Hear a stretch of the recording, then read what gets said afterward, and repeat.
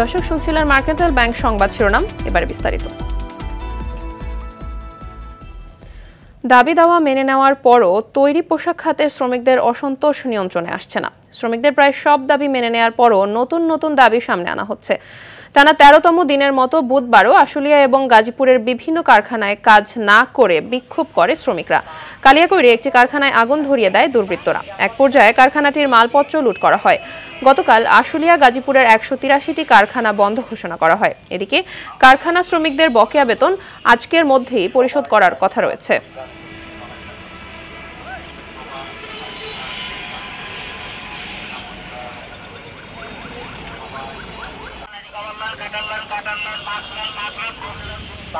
নিরাপত্তা কর্মীদের সাথে নিরাপত্তা নিশ্চিত করতে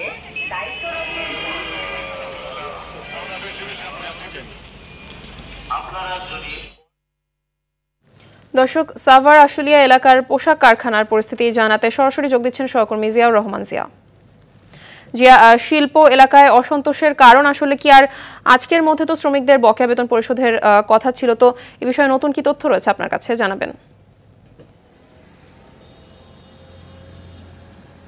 আমি এই মুহূর্তে আছি সাভারের উলাইলের আল মুসলিম গার্মেন্টসের সামনে। আমরা যেটি দেখেছি যে সকাল থেকে সাভার শিল্পাঞ্চল শান্ত রয়েছে এবং শিল্পাঞ্চল সাভার প্রতিদিনই শান্ত রয়েছে। এবং আসলে শিল্পাঞ্চলের কথা যদি বলি, যে আমরা শিল্প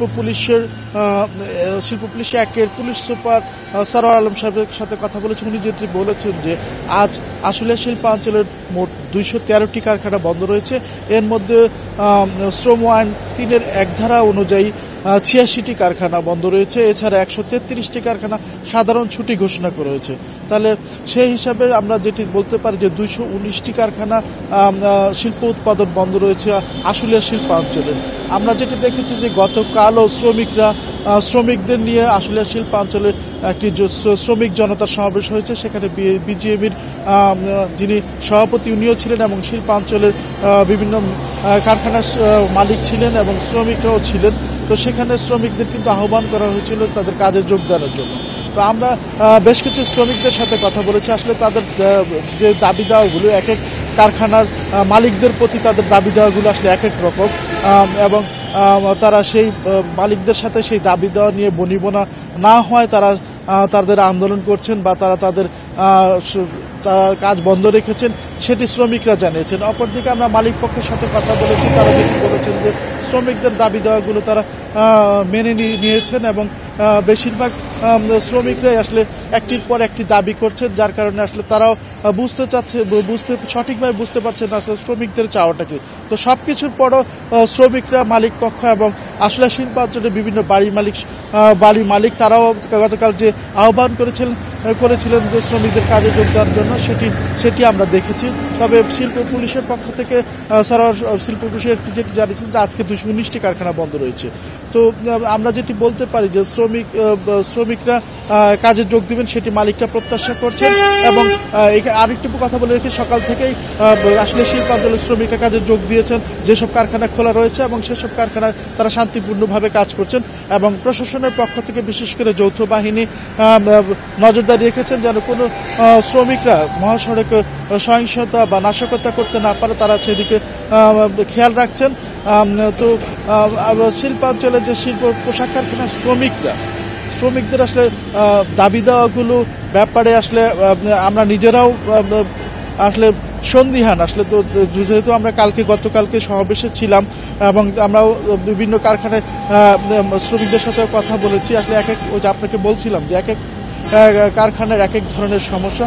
তো ওনারা যেটি বলেছেন যে মালিক পক্ষ এবং তারা যেটি বলেছেন যে তারা অচিরে এই সমস্যাটার সমাধান হবে, সেটা তারা প্রত্যাশা করেছেন। তো মাহবুবা, এই ছিল সাভার এবং আশুলিয়া শিল্পাঞ্চলের সর্বশেষ অবস্থান। জি, ধন্যবাদ আপনাকে।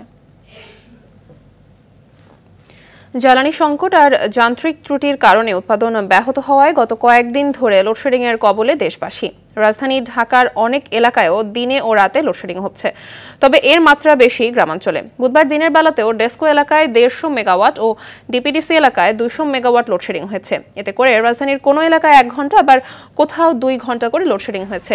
বিদ্যুৎ উৎপাদন বোর্ড পিডিবির তথ্য বলছে, বিদ্যুৎ উৎপাদনের বর্তমান সক্ষমতা 27,086 মেগাওয়াট। এর মধ্যে জ্বালানি স্বল্পতায় 3,846 আর রক্ষণাবেক্ষণ ও যান্ত্রিক ত্রুটির কারণে 3,835 মেগাওয়াট ব্যবহার করা যাচ্ছে না। এদিকে লোডশেডিং এর প্রতিবাদে নোয়াখালীর সদর উপজেলার দাঁতপুরে পল্লী বিদ্যুতের সাবস্টেশনে 2 দফা হামলা করেছে বিক্ষুব্ধ জনতা।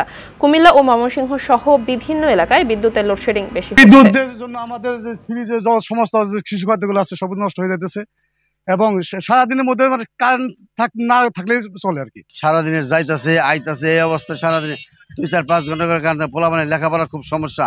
বিদ্যুৎ না থাকার কারণে অনেক মুরগি মারা যায়, অনেক ক্ষতিগ্রস্তের মুখে পড়ে গেছি। দিনে 12 ঘন্টার মধ্যে 7 ঘন্টা বিদ্যুৎ থাকে না। আমাদের প্রোডাকশন হচ্ছে না ঠিক মতন, 1 ঘন্টা থাকে আর 1 ঘন্টা থাকে না, এরকম প্রচুর আমাদের প্রোডাকশনের ক্ষতি হচ্ছে। 3-4 ঘন্টা করে বিদ্যুৎ থাকে না, আমরা গ্রামে অরান পেরেশানি হয়ে যেত। ভালোভাবে যদি বিদ্যুৎ দেন তাহলে এই কথা বলেন, আর যদি না দেন তাহলে একবার বন্ধ করে দেন। লোডশেডিং এর বিষয়ে জানাতে নোয়াখালী থেকে সরাসরি যোগ দিচ্ছেন সহকর্মী গিয়াসউদ্দিন রনি। নোয়াখালীতে লোডশেডিং এর প্রভাবে আসলে জনজীবনে কি ধরনের প্রভাব দেখতে পাচ্ছেন জানাবেন, আর বিদ্যুৎ সরবরাহ স্বাভাবিক রাখতে কি ধরনের উদ্যোগ দেখতে পাচ্ছেন?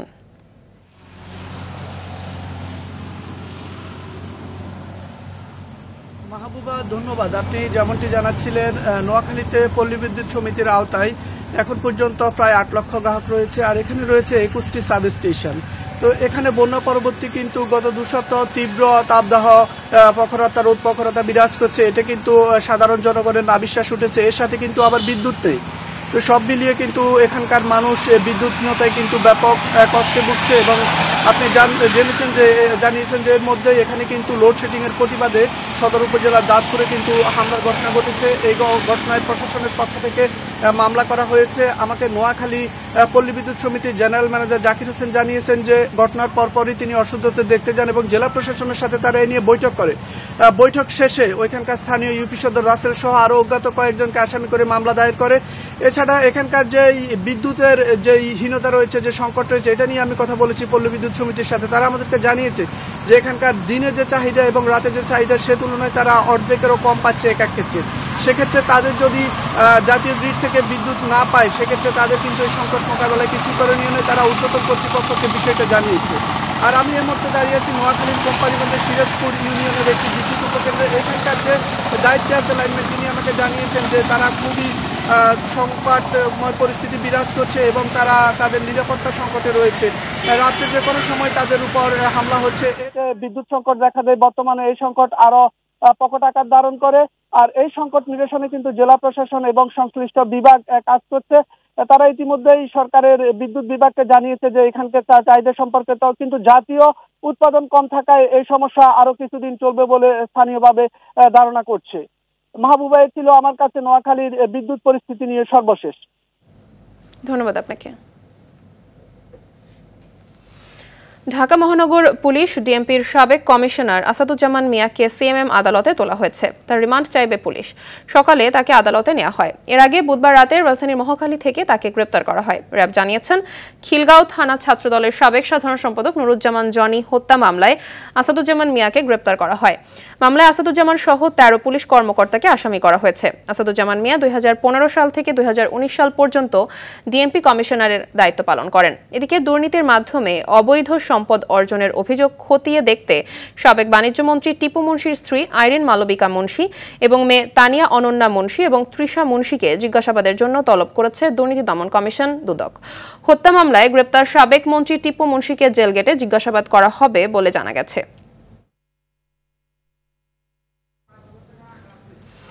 অর্থনীতিকে গতিশীল করতে ব্যবসায়ীদের সঙ্গে সংলাপে বসছেন অন্তর্বর্তী সরকারের প্রধান উপদেষ্টা doctor Mohammad Yunus. International chamber of commerce আইসিসির উদ্যোগে বিকেলে রাজধানীর একটি হোটেলে ন্যাশনাল বিজনেস ডায়ালগ শীর্ষক সংলাপে প্রধান অতিথি থাকবেন প্রধান উপদেষ্টা। আইসিসি সভাপতি মাহবুবুর রহমান সংলাপে সভাপতিত্ব করবেন। মাহবুবুর রহমান জানিয়েছেন, জাতীয় পর্যায়ের এই সংলাপে ব্যবসায়ীদের 15টি সংগঠনের উদ্যোক্তারা উপস্থিত থাকবেন। এছাড়া 11:30টায় প্রধান উপদেষ্টার কার্যালয়ে উপদেষ্টা পরিষদের বৈঠক অনুষ্ঠিত হবে।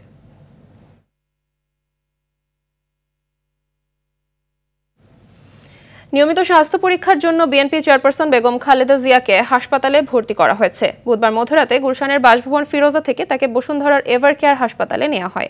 সেখানে মেডিকেল বোর্ডের পরামর্শে বেগম জিয়ার বেশ কিছু পরীক্ষা নিরীক্ষা শেষে তাকে কেবিনে রাখা হয়েছে। রিপোর্ট পর্যালোচনা করে পরবর্তী ব্যবস্থা নেওয়া হবে বলে জানিয়েছে মেডিকেল বোর্ড। খালেদা জিয়া দীর্ঘদিন লিভার সিরোসিস, হৃদরোগ, ডায়াবেটিস সহ বিভিন্ন জটিলতায় ভুগছেন।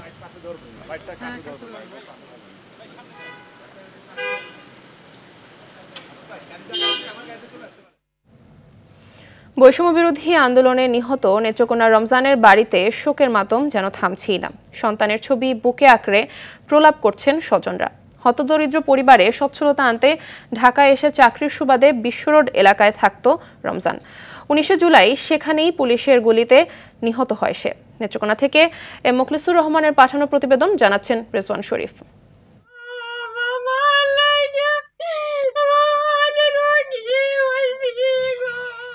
মৃত্যুর প্রায় 1 মাস পরও থামছে না বৈষম্য বিরোধী আন্দোলনে পুলিশের গুলিতে নিহত রমজানের পরিবারে শোকের মাতম। কখনো মা বাবা, কখনো দাদি আর ভাইয়ের করুণ আর্তনাদে ভারী হয়ে উঠছে আকাশ। শুধু স্বজনরা নয়, নেত্রকোনার নন্দীপুর গ্রামের সবাই যেন রমজানকে হারিয়ে শোকাহত।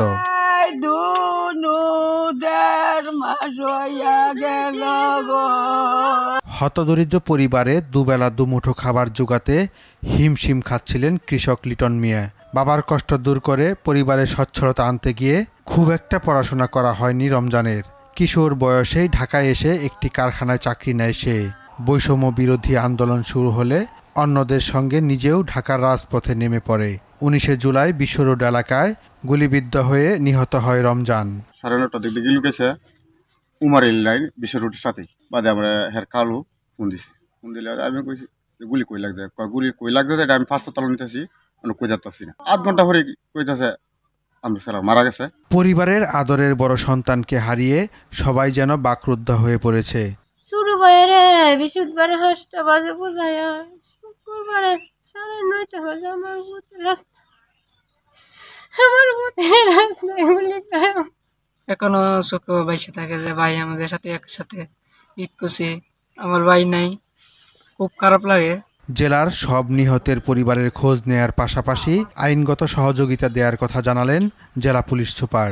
আমরা এই পর্যন্ত মোট 12 জন ব্যক্তির লাশ পেয়েছি।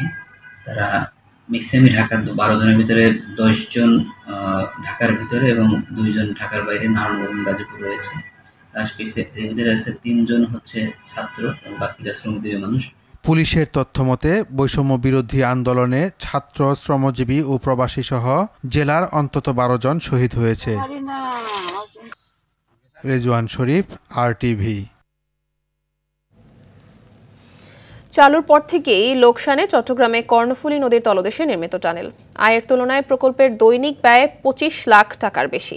বিশেষজ্ঞরা বলছেন, সুষ্ঠু পরিকল্পনার অভাবে 10,000 কোটি টাকার প্রকল্পটি মুখ থুবড়ে পড়েছে। ফলে চীনা ঋণ পরিশোধে লাগবে ভর্তুকি, যার নেতিবাচক প্রভাব পড়বে অর্থনীতিতে। চট্টগ্রাম থেকে সাইফুল মাহমুদের প্রতিবেদন জানাচ্ছেন সাইয়েদ মাহমুদ। উদ্বোধনের 11 মাসেও প্রত্যাশা পূরণ করতে পারেনি চট্টগ্রামের কর্ণফুলী টানেল। আয়ের চেয়ে উল্টো রক্ষণাবেক্ষণের খরচই বেশি। এ যেন গরিবের হাতিপোষা। সেতু কর্তৃপক্ষের হিসাব অনুযায়ী 5 আগস্ট থেকে পরবর্তী 26 দিনে টানেল দিয়ে 66,000-এর বেশি গাড়ি চলেছে। এতে মোট টোল আদায় হয়েছে 2,09,22,300 টাকা। গড়ে প্রতিদিন টোল আদায় হচ্ছে 8 লাখ টাকা। অথচ টানেল রক্ষণাবেক্ষণে দৈনিক ব্যয় 37 লাখ টাকা। এতে দিনে 25 থেকে 29 লাখ টাকা ভর্তুকি দিচ্ছে সেতু বিভাগ। অথচ টানেল নির্মাণের সময় আওয়ামী লীগ সরকারের পক্ষ থেকে দাবি করা হয়েছিল এর অন্তত 4 গুণ যান চলাচল করবে। এই টানেলের অর্থটা আমরা টোটালি বঙ্গোপসাগরে আমরা ঢেলে দিলাম। এবং এটি আমাদের অর্থনীতিতে কোনো প্রভাব তো ফেলবেই না, উল্টো অর্থনীতিকে প্রচণ্ডভাবে ক্ষতিগ্রস্ত করবে। এদিকে টানেল ব্যবহারকারী চালকরা বলছে টোল দিতেও হিমশিম খাচ্ছে তারা। এই টানেল কোনো কাজে আসে না, এই টানেল মানুষের ফ্যাটে আরো লাথি মারছে, গরিবের সাধারণ পাবলিক ভাতে মরতে আছে। টানেলের টাকা বেশি নিচ্ছে, আমরা তেল পানি নিয়ে যাত্রী নিয়ে পোষাইতে পারছি না। অত টানেল এটা কোনো কাজের না, তো এটা কোনো কাজের না, এটা কাজ করে এটা ফাও। এখানে আমরা 200 টাকা, এটা ছোট গাড়ি যদি 200 টাকা দিয়ে যাই আমাদের কিছু থাকে না। টানেলে যায় কোনো লাভ হচ্ছে না, উল্টা 200 টাকা লস দিতেছে, 200-400 টাকা। যোগাযোগ বিশেষজ্ঞরা বলছেন টানেল নির্মাণে তৎকালীন সরকারের সুষ্ঠু পরিকল্পনার অভাব ছিল। এছাড়া মিরসরাই ও মাতারবাড়ির প্রকল্পগুলো চালু না হয় মিলছে না এর সুফল। টানেলটা হচ্ছে এরকম, আমার শার্ট নাই, গেঞ্জি নাই, প্যান্ট নাই, আমার কিছুই নেই, লুঙ্গি নাই, আমি একটা টাই পরতেছি। এই টানেলটা কার্যকর হবে যখন ওইদিকে পুরো ইন্ডাস্ট্রিয়ালাইজেশনটা কমপ্লিট হবে, কিছুই হয়নি। চলতি বছর থেকেই ঋণের কিস্তি পরিশোধ শুরু হবে, তবে আয় কম হওয়ায় সরকারের রাজস্ব খাত থেকে ভর্তুকি দিতে হবে, এমনটাই বলছে বাংলাদেশ সেতু কর্তৃপক্ষ। সৈয়দ মাহমুদ, RTV। দেশে পলিথিন ব্যবহার বন্ধে সবার আগে এর বিকল্প পণ্যের সরবরাহ নিশ্চিত করতে হবে।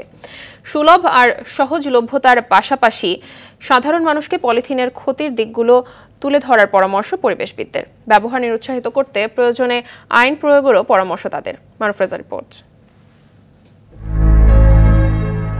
প্রাণ প্রকৃতি আর পৃথিবীর জন্য পলিথিন ও প্লাস্টিক জাতীয় পণ্য কতটা হুমকি হয়ে দাঁড়িয়েছে তা জানতে বোধহয় নতুন করে গবেষণার প্রয়োজন নেই। তবে বাস্তবতা হলো সময়ের সাথে সাথে কমছে না, বরং বাড়ছে এর বহুরূপী ব্যবহার।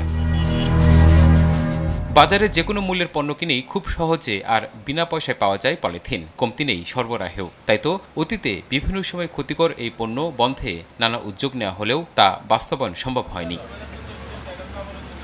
দীর্ঘদিন পরে পলিথিন ব্যবহার বন্ধে নতুন করে উদ্যোগ নেওয়ার কথা বলা হচ্ছে। আগামী 1 অক্টোবর থেকে প্রাথমিক পর্যায়ে সুপার শপগুলোতে পলিথিন ও পলিপ্রপিলিনের ব্যাগের বন্ধের ঘোষণা দিয়েছে সরকার। সরকারের এমন উদ্যোগকে ইতিবাচক বলছেন পরিবেশবিদরা, তবে এটিকে কার্যকর করতে সবার আগে দরকার পলিথিনের বিকল্প পণ্যের ব্যবহার বাড়ানো। 2002 সালে বাজার মনিটরিং হয়েছে, এনফোর্সমেন্ট হয়েছে, মোবাইল কোড হয়েছে, কিন্তু মানুষের হাতে বিকল্প না দিতে পারার কারণে মানুষ ঘুরে ফিরে আবার পূর্বের সেই প্লাস্টিকে ফেরত গিয়েছে, তবে ভিন্ন নামে। তো প্লাস্টিককে যদি আমরা বিট করতে চাই, এর চেয়েও বেশি স্মার্টার আমরা কোনো একটা পণ্য দিতে হবে, অবশ্যই সেটি বায়োডিগ্রেডেবল এবং পরিবেশ বান্ধব। তখন বাংলাদেশের যে উদ্যোগটা ছিল সেটা ছিল পায়োনিয়ার, কিন্তু আনফর্চুনেটলি এটা ইমপ্লিমেন্টেড হয় নাই কখনোই পুরোপুরি। এর অনেকগুলি কারণ ছিল। প্রথমত গভর্নেন্সের অভাব তো ছিলই, দ্বিতীয়ত কম্প্রিহেন্সিভ প্ল্যান অফ অ্যাকশন ছিল না। আপনি ধরেন পলিথিন যদি আপনি উইথড্র করেন তাহলে আপনি বিকল্প কি দিচ্ছেন? এর ক্ষতির দিক তুলে ধরার পাশাপাশি ব্যবহার নিরুৎসাহিত করতে আইনি দিকেও জোর দেওয়ার পরামর্শ বিশেষজ্ঞদের। বিকল্প যে ব্যবস্থা করা, এটাকে ফ্যাসিলিটেট করা, এটাকে প্রচার করা, সাধারণ মানুষকে এটার সাথে সংযুক্ত করা, বিকল্পটাকে সহজলভ্য করা এবং বিকল্পও যেন পরিবেশ বান্ধব হয় সেটা নিশ্চিত করা। এইটি বিক্রি বা ব্যবহার বন্ধ করবে। আবার আমরাও সাধারণ মানুষ যারা ক্রেতা হিসেবে যাই, আমাদেরও ওই সচেতনতা থাকতে হবে যে আমরা প্লাস্টিকের এই ব্যাগগুলো সুপার শপ থেকে আনবো না। পলিথিন ও প্লাস্টিক ব্যবহার বন্ধে মানুষকে সচেতন করার সাথে কর্তৃপক্ষের সমন্বিত উদ্যোগের বিকল্প নেই বলছেন পরিবেশবিদরা। পলিথিন প্লাস্টিকের এগেইনস্টে বাংলাদেশে যে আন্দোলন বা যে কর্মকাণ্ড আছে তার মধ্যে তো রিজওয়ানা আপা হচ্ছেন pioneer, Kazi she knows the issue. Maruf Reza, RTV, Dhaka. পানি কমার সঙ্গে সঙ্গেই বন্যা দুর্গত এলাকায় চরম দুর্ভোগ দেখা দিয়েছে মানুষের মাঝে। নোয়াখালীতে বন্যা শেষ হলেও কমছে না জলাবদ্ধতার কারণে নিম্নাঞ্চল ও শহরতলির মানুষ চরম দুর্ভোগে পড়েছেন। অনেকেই আক্রান্ত হচ্ছেন পানিবাহিত নানা রোগে। এরই মধ্যে বুধবার রাতে ভারী বৃষ্টিতে আবারও আতঙ্ক দেখা দিয়েছে তাদের মধ্যে। ফেনীতে পানি নেমে যাওয়ায় ক্ষতচিহ্ন ভেসে ওঠার পাশাপাশি সীমাহীন দুর্ভোগ পোহাচ্ছেন বন্যার্তরা। খাদ্য সংকট, বিশুদ্ধ পানির অভাবের সঙ্গে নানা রোগবালাইয়ে আক্রান্ত হচ্ছেন অনেকেই। জেলার দাগনভূঞায় নিচু এলাকায় হওয়ায় পানি জমে এখনো জলাবদ্ধতার সৃষ্টি হয়ে আছে। এতে চলাচলে ভোগান্তি পোহাচ্ছেন স্থানীয়রা। পানি কমার পরে বাড়িতে আসি দেখি যে সব নষ্ট হয়ে গেছে, আমাদের রাস্তাঘাট বাড়িঘর সবকিছু আমাদের নষ্ট হয়ে গেছে। এই রাস্তা ম্যাক্সিমাম 10 থেকে 12 ফুট ছিল, এখন ভাঙ্গি দুনি ব্যাগ চলে গেছে বন্যার ক্ষতিগ্রস্তের কারণে। সেজন্য এখন আমাদের একটা লাশ নিয়ে আমরা বাড়তে পারতেছি না এবং মানুষ চলাচল করতে পারতেছি না। এখানে চলাফেরা কমপ্লিটলি অনুপযোগী, হাঁস মুরগি এখন চলাফেরা করতেছে, মানুষ চলতে পারতেছে না। শরীয়তপুরের ভেদরগঞ্জে ড্রাগন ফল চাষ করে স্বাবলম্বী হচ্ছেন মোবারক সর্দার। তার বাগানে বিভিন্ন জাতের অন্তত 26,000 ড্রাগন গাছ রয়েছে। এখানকার ফল স্থানীয় চাহিদা মিটিয়ে চলে যাচ্ছে আশেপাশের জেলায়। তার সফলতা দেখে অনেকেই উদ্বুদ্ধ হচ্ছেন এই চাষে। শরীয়তপুর থেকে আসাদ গাজীর প্রতিবেদন, জানাচ্ছেন রেজওয়ান শরীফ। ভেদরগঞ্জের রামভদ্রপুর গ্রামের মোবারক সর্দার ছিলেন জনপ্রতিনিধি। ইউটিউবে ড্রাগন চাষ দেখে উদ্বুদ্ধ হন। 1.5 বছর আগে কৃষি বিভাগের পরামর্শ নিয়ে শুরু করেন ড্রাগন ফল চাষ। নিজের 1 একর জমিতে 5 জাতের 26,000 চারা রোপণ করেন। এর মধ্যে প্রথম পর্যায়ে প্রায় 20 লাখ টাকার ফল বিক্রি করেছেন। এ ফল বিক্রি করতে তার বাজারে নিতে হয় না। চাহিদা থাকায় প্রতিদিন বিভিন্ন স্থান থেকে পাইকাররা এসে বাগান থেকেই নিয়ে যায়। রামভদ্রপুর ইউনিয়ন পরিষদের সাবেক ইউপি সদস্য সাদা, লাল, হলুদ, ফিরোজা ও ব্ল্যাক বেটি সহ 5টি জাতের ড্রাগন চাষে সফল হয়েছেন।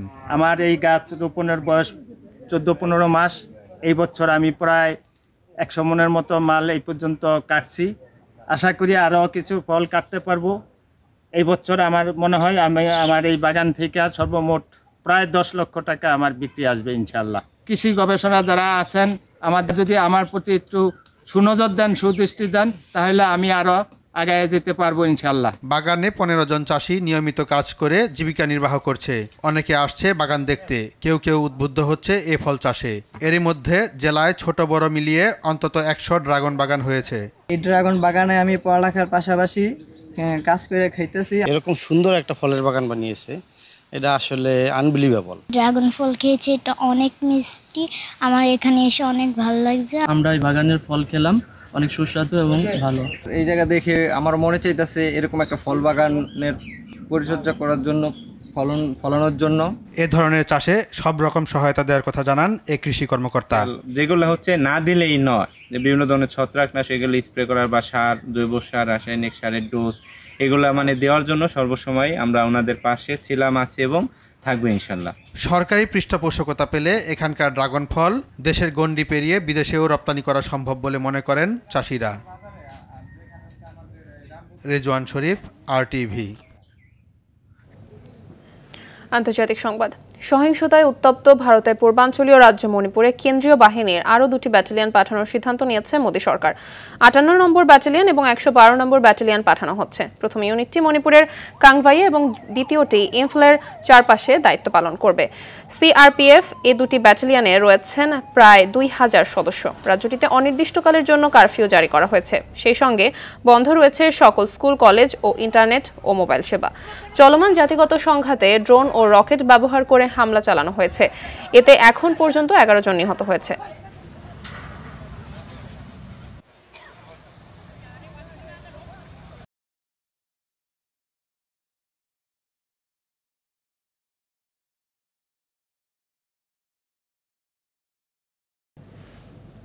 খেলার খবর, ক্রিকেট।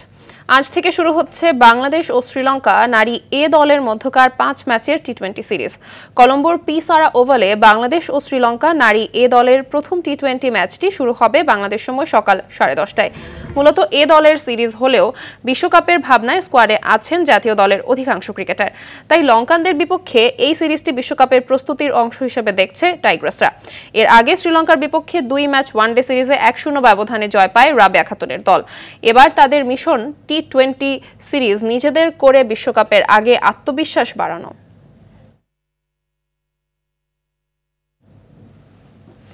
এদিকে আজ প্রধান উপদেষ্টা ডক্টর মোহাম্মদ ইউনূসের সঙ্গে দেখা করবে পাকিস্তানের বিপক্ষে ঐতিহাসিক সিরিজ জয়ী বাংলাদেশ ক্রিকেট দল। দুপুর 12:15টায় মিরপুর স্টেডিয়াম থেকে প্রধান উপদেষ্টার কার্যালয়ে যাবেন ক্রিকেটাররা। পাকিস্তানের 79 বছরের ক্রিকেট ইতিহাসে অস্ট্রেলিয়া, শ্রীলঙ্কা ও ইংল্যান্ডের পর চতুর্থ দল হিসেবে তাদের মাটিতেই ধবল ধোলাই করেছে বাংলাদেশ। আর এতে বিদেশের মাটিতে 8ম টেস্ট আর 9ম জয় পায় টাইগাররা। ঐতিহাসিক টেস্ট সিরিজ জয়ের পর বাংলাদেশ অধিনায়ককে ফোন দিয়ে অভিনন্দন জানিয়েছেন অন্তর্বর্তী সরকারের প্রধান উপদেষ্টা ডক্টর মোহাম্মদ ইউনূস। তখনই জানানো হয় দেশে ফিরলে বাংলাদেশ দলের ক্রিকেটারদের সংবর্ধনা দেবেন তিনি।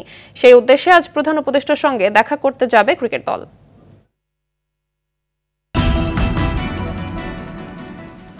সকালের সংবাদ এ পর্যন্তই। সবশেষ সংবাদ জানতে যে কোনো মোবাইল ফোন থেকে 24141 নম্বরে ডায়াল করুন। মধ্যাহ্নের সংবাদ দুপুর 12টায় দেখার আমন্ত্রণ রইল। ধন্যবাদ সবাইকে।